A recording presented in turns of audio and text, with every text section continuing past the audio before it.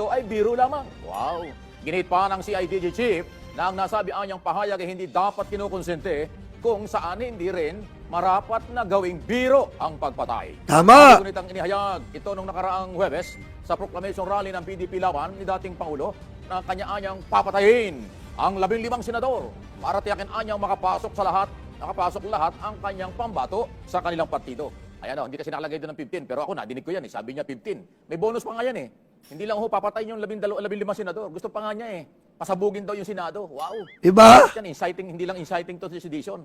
Dapat dyan yung Dapat anti-terror law ang ipinapairal. Dapat si Digong ikapon na tong hayop na to eh. Ikapon. Dapat to eh. Hindi makikita na pwede na ganyan. Pagbabago itong mamang ito.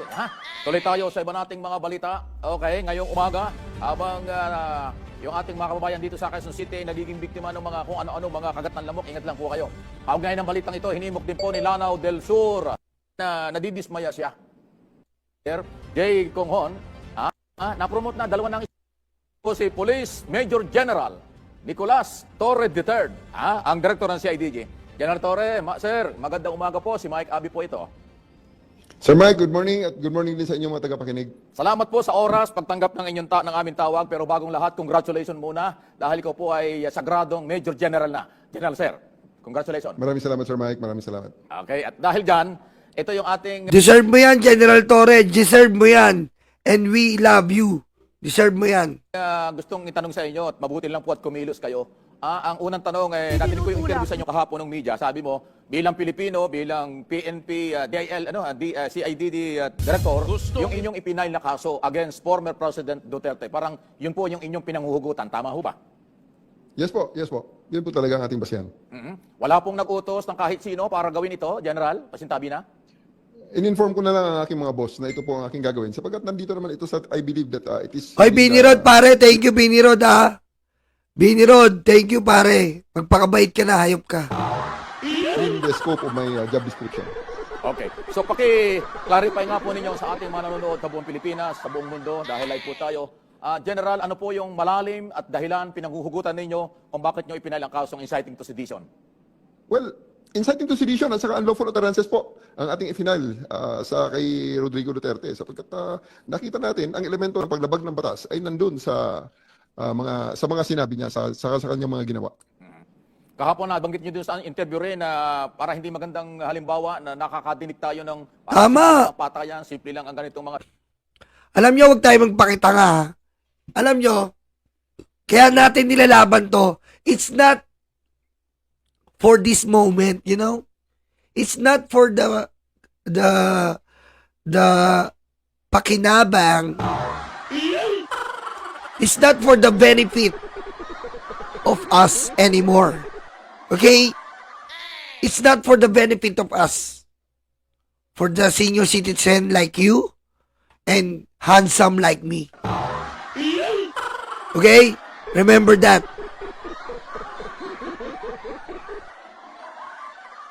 It's not for the citizen like you and handsome like me. It's for the future. Okay? The future generation of our beloved country. Okay?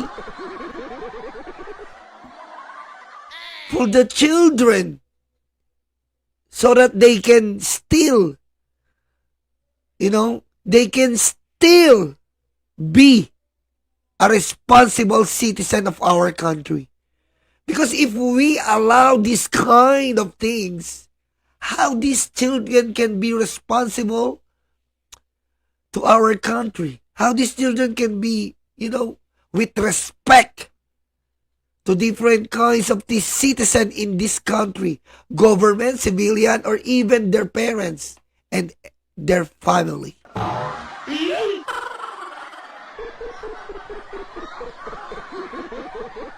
So we are fighting this situation that we hear right now with that Diablo Duterte, which loves to finger different kinds of ladies. We're fighting this for the future generation. It's not for us. The future generation, so that they inherit respect discipline. Okay? Is stupid.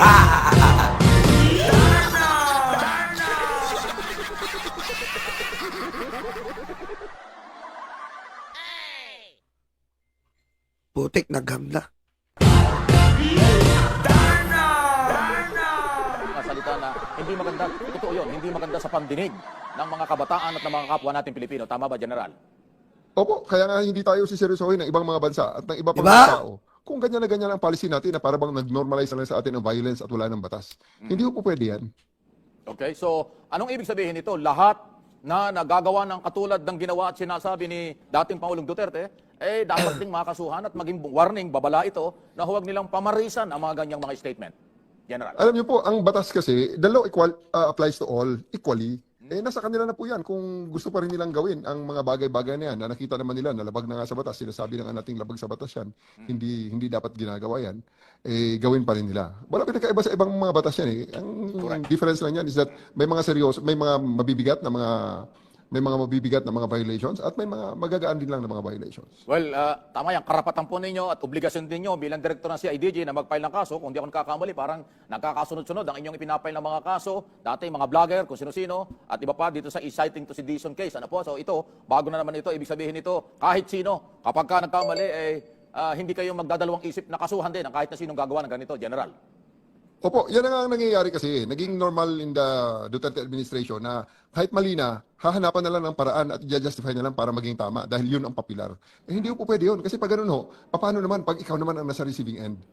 Tama, di ba? Oh, tama yun. Tandaan po natin ha, taglay natin ang talino ni Rizal, ang tapang ni Bonifacio. Mga bayaning nagsakripisyo para sa ating kalayahan. Mga bayaning nandyan ipaglaban ang ating kasarinlan. Ipinunla ang mabuting asal. Ipinunla ang paggalang sa ating pamilya, nasasakupan, at bansang iniingat-ingatan bilang isang yaman. Taglay natin to, ang paggalang sa iyong sarili at sa kapwa mamamayan. Pero anong nangyayari ngayon? Anong nangyayari sa ating bayan? Tila nagiging bastusan na. Ang salitang bastos ay talagang ginagawang normal. Ang pagbastos sa matanda, pagmura, pagyurak ng kapwa-tao ay tila normal na lang sa atin.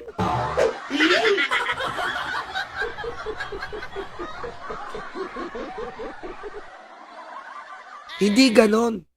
Kahit papano, itira natin. Bigyan natin ng kahit kapirasong moralidad ang ating sarili. Dahil kapag binigyan mo ng kapirasong moralidad ang iyong sarili, maipapasa mo yan sa mga susunod na henerasyon. Na kahit papano, meron ka man lang paggalang, pagrespeto. Yun ang hindi nabibili ng anumang salapi. Yun ang hindi nababayaran ng anumang tao. Ang respeto at paggalang. Dadali mo yan hanggang hukay, ipapamamana mo yan habang buhay sa iyong mga pamilya. Yun lang naman eh. Pero sa hayop na presidenteng itong si Duterte, tayo ay masyadong nagmalabis na sa karapatan. Ang pagmumura ay naging normal. Ang putang ina ay parang kakatawa lang. Okay, sana kung murahin na lang natin siya, maging normal yon. Putang ina mo, Duterte. Ayun na lang ang illegal natin. Hindi gawing mura. Payag tayong ganon. Pag sinabi natin, putang ina mo, Duterte, legal na. Ilagay natin sa diksyonaryo. Pwede yun, payag tayo. Kasi, kaput-putahan niyang presidente na yan. Yan ang nagpagbaon sa atin. Yan ang nagpahamak sa atin na hanggang ngayon, hindi tayo nakakaraos. Dahil binaon tayo sa bangungot ng hayop na yan.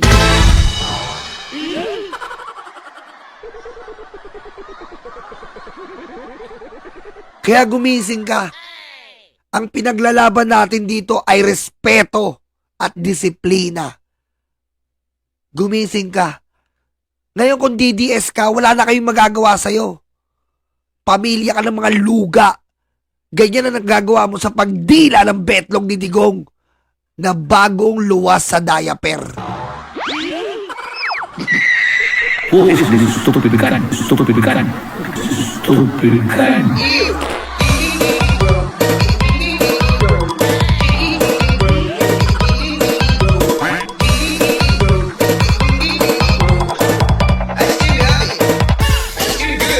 Hindi po siya naliligo. Bobo ka! Anong gusto nyo? Anong gusto nyo pag may mga tropa-tropa kayo inuman? Oh, ulit mo pre, patayin kaya kita. Ganon? Magpo-post ka sa FB? Magpo-post ka sa FB? Ang kulit mo, tangin na kayo, patayin kaya kita. O, ano mararamdaman mo? Oh, i-post mo. Sabihin sa'yo, o sige, isa pang ano mo, isa pang reply mo, papasabugin ko bahay mo. Uy, joke lang ha. Oh, gusto nyo ganon? Gawin natin normal yan? Huwag ka makulit, papasabugin ko bahay mo. Patayin kita dyan eh.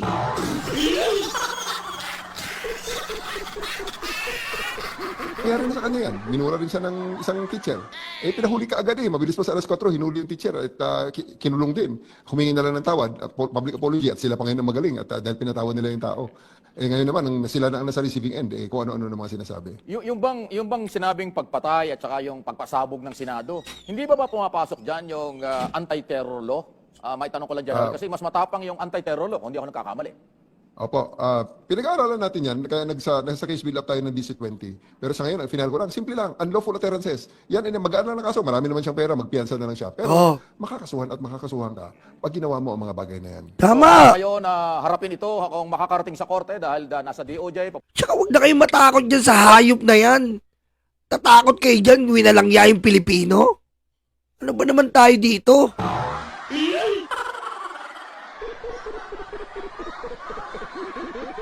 Ano ganito na lang tayo?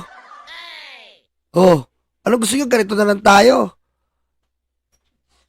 Di ba? Hindi natin tatapusin yung mga ganitong bagay na dinulot ng 6 na taon na bangungot. Pusang ama, gumising na tayo.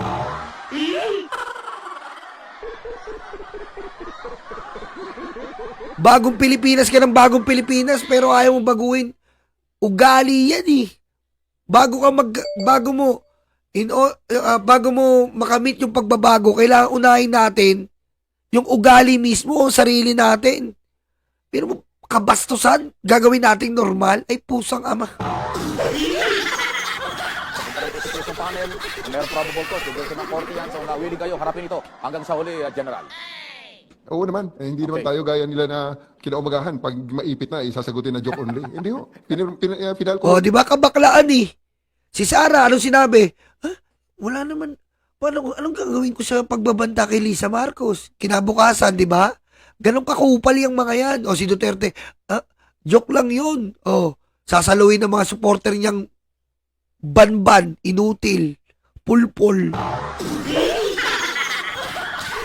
Pinirmahan ko ito at ininigay ko rito ang aking professional career ko. Tama. At ang personal integrity ko rito ay nandyan sa pirma na yan na ibinigay ko sa DOJ. Hindi ho yan joke. Very serious po yan. Actually, bigyan ka lang ng feedback, General, mula nang pumutok ito kahapon sa social media, sa media. Naku, ang dami ho ng reaksyon at tingin ko majority ng mga Pilipino ang sumasaludo sa iyo, natutuwa sa galaw mo. Tama. Sinusuportahan ka dahil ayaw na nila, pagod na silang makarin. Biro mo si Digong po, puro ka walang yaan ang dinulot sa atin. Gusto mo ba isa-isahin ko? Walang wala sa kultura natin ang pagsusugal. Niligal niya dito. Catholic country tayo eh. Karamihan. Impluensyang Espanya, Catholic country. Pinagbabawal sa Katolika, niligal niya yung sugal. Oh. Pangalawa yung pagmumura. Pangalatlo yung pagbabanta. Oh. Pang-apat yung pagpatay. Wala siyang pinatay na Chino, puro Pilipino.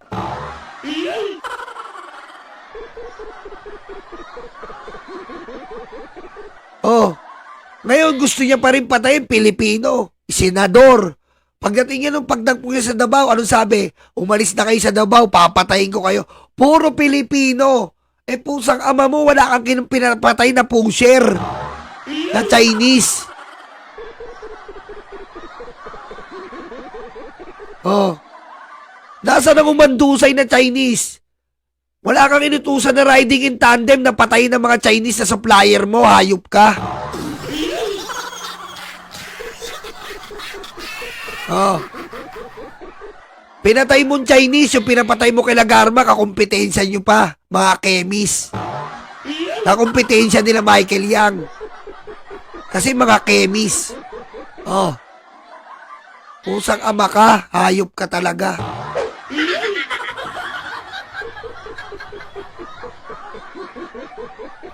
Lahat ng perwisyo, inaabot namin sa'yo, tapos ngayon, magjo-joke-joke ka palang ganyan. Gano'n ka palang mukha ng pamilya nyo?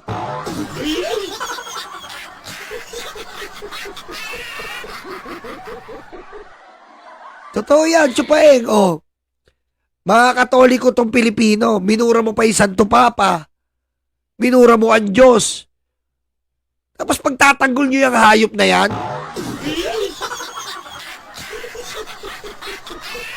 pagdating sa anak, nangungontrata ng mamamatay tao.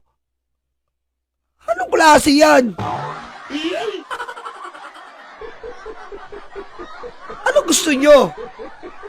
Pamunuan tayo ng isang presidente, ngayon naman yung anak niya nangungontrata ng mamamatay tao? Tanga ba kayo?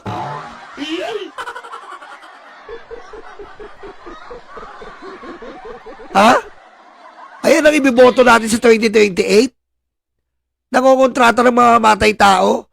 Kaya tatanga-tanga lang yung nagdidebating condition with threat with condition. Kung wala kaming pake. Ang iniintindi natin dito, yung logic na ugali ng hayop na Sara Duterte. Yung logic na nangungontrata siya ng mamamatay tao. Anong klaseng ugali yung mga taong ganon? Nangungontrata ka ng mamamatay tao. Ba't ganun ka? Normal yon? Ha?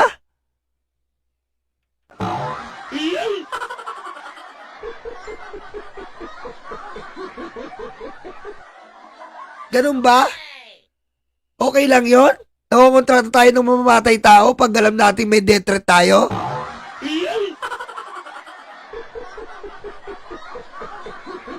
Tinig na mga pagpatay na para bang baliwala na lang samantalang napakahalaga ng buhay. Kaya pinaparating ko po sa inyo yan. Marami po ang sumusuporta sa inyo. General Torres, sir. Maraming salamat po sa inyong suporta, sir. Eh, talaga namang oras na para, bagong Pilipinas na eh. Hindi na po Yun. pwedeng yung lahat na lang, dinadaan na lang sa biro-biro at pa-joke-joke. At Okay, tama. Bagong Pilipinas na yun yung sinasabi ko sa inyo. Hindi natin mararamdaman tong bagong Pilipinas. Kung wala tayong bagong Pilipino, kailangan natin ng bagong Pilipino. Kailangan natin ng bagong Pilipino. Ano ba yung bagong Pilipino, Nyolo? Mulat na. Mulat na bagong Pilipino. Sa dinanas natin sa 6 na taon, nakabastusan, kademonyohan, kawalangyaan kay Digong. Mulat na bagong Pilipino ang kailangan natin. Minamahal na ang kapwa Pilipino. Ginagalang na ang kapwa Pilipino. Rumerespeto sa buhay ng kapwa Pilipino. Yan ang natin ni BBM. Magkaroon tayo ng bagong Pilipino. Huwag tayong tumulad, tignan nyo. Nasaan ngayon yung mga DDS, yung lalo na yung mga vlogger, hindi maka-attend sa TRICOM kasi hindi nila kaya. Ganun pa rin sila, yung sinusuportahan nila demonyo, kaya demonyo sila. Oh. Tingnan nyo yung asal ng mga vlogger. Lumalaban na sa gobyerno. Ganyan ba ang Pilipino? Lalabanan mo ang gobyerno?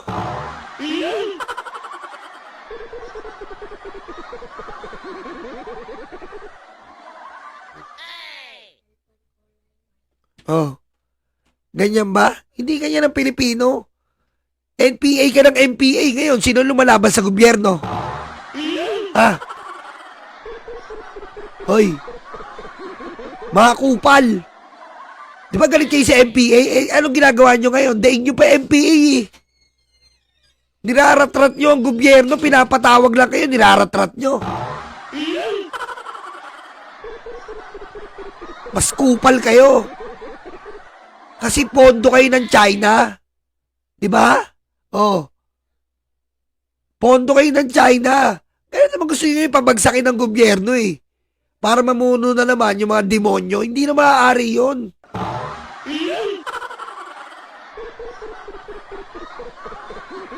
Galit sa MPA pero sino number 1 lumalaban sa gobyerno ngayon? Kayo. Oh. Kayo lumalaban sa gobyerno. Oh. Putik try kung pinapatawag lang kayo. Ang dami niyong satsat. Paano malalaman na bayaran kayo?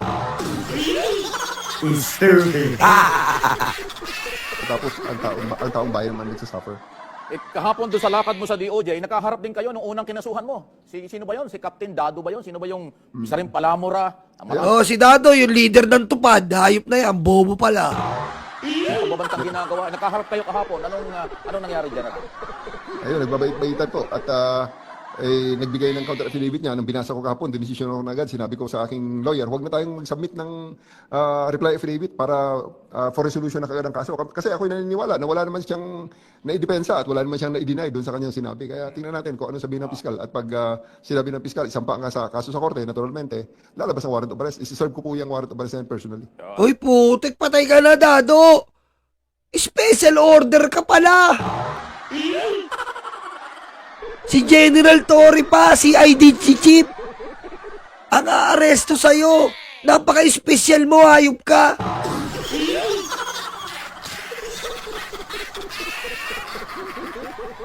Si General Torre. Ang lupit mo. Kakatok sa pinto mo. Huwag ka magtatago, ha. Yung matapang FGF, oh. Oh.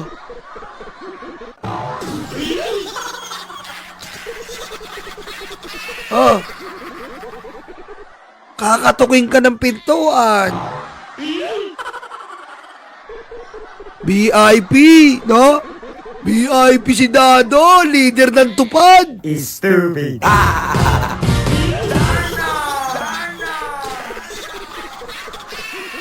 Sa observation po ng mga nakakita kahapon, aba nawala yung tapang ni Dado. Oh. Sa mga social media, kung makapagmurat, makapagbanta sa buhay mo at kung kani-kanino. Uy, wala yung tapang paglabas nung nasa loob. Tahimik. Oh, yes, sir. Yes, sir. Yes, sir. Okay. Yes, sir. Ganun lang eh. Okay, sir. Paglabas, eto na. Nagiwalay na sila ni Torre.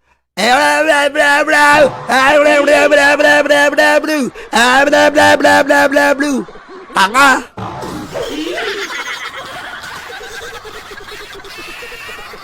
Tama, Chupaeng. Kundi leader ng tupad to, leader ng tupada eh. Ganun lang. Ay, nung magkaharap kayo kahapon eh. Matahimik naman. Natakot yata sa'yo, Ganun. General. Yun talaga ang marami po kasing epekto eh, na pag wala sa lugar ang iyong tinitindigan at dinala ka na sa tamang forum, eh talagang kailangan magbait-baitan ka, otherwise eh lalo kang mamalasin dyan. Ayun, okay. Sandali, kahagabi yata o kahapon, meron kayong operation o kasama kayo sa operation doon sa mga guerrilla type na pogo-pogo na naman. Ayaw matapos itong pogo. Anong update, General, kung meron kayong report ngayong umaga tungkol doon sa operation na yan kahapon o gabi? Meron tayong hinuli kagabi, ni-raid tayo na pogo, guerrilla pogo, sa basement ng isang hotel dyan sa EDSA Pasay. May nakuha tayong mga Pilipino, may nakuha tayong mga foreigners, at lahat sila ay pinroses natin kagabi. Ang mga foreigners din na sa Nasdaq sa may holding facility ng PAOK, pending proceedings of the immigration for deportation and inquest.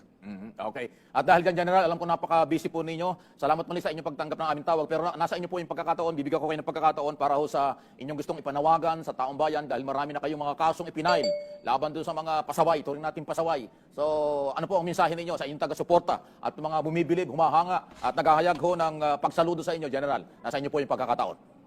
Maraming salamat, Sir Mike, sa pagkakataon na binigay niyo sa akin na maihayag ang ating mga saloobin dito sa Criminal Investigation and Detection Group ng Philippine National Police under sa pamumuno po ng ating buting Chief PNP, si Romel Francisco D. Marbil, ang ating Director ng... Oh, yan po si General Torre. Yan narinig nyo po ha. Ganun po kasi dapat. Huwag na natin hayaan pa ang kabastusan ay manaig sa ating pamayanan at higit sa lahat sa ating bansang nasasakupan. Tandaan nyo, pag ginayaan natin to, anong future mararating ng ating kabataan? Sabihin nyo lang overacting tayo. Pero ganoon din po ang ginawa ng ating mga magulang. Kaya natin nakuha tong, na-inherit tong paggalang, pagrespeto, dahil nga, iningatan to ng ating mga salinlahi. Pag ang salitang paggalang na wala na sa bansa, magkanya-kanya na tayo. Lulubog at lulubog ang bansa mo kahit gaano ka pa kaunlad. Kung mga citizen mo ay mga bastos, walang paggalang, walang modo, hindi magiging productive citizen yan. Kung wala kang productive citizen, wala kang productive country. And I thank you.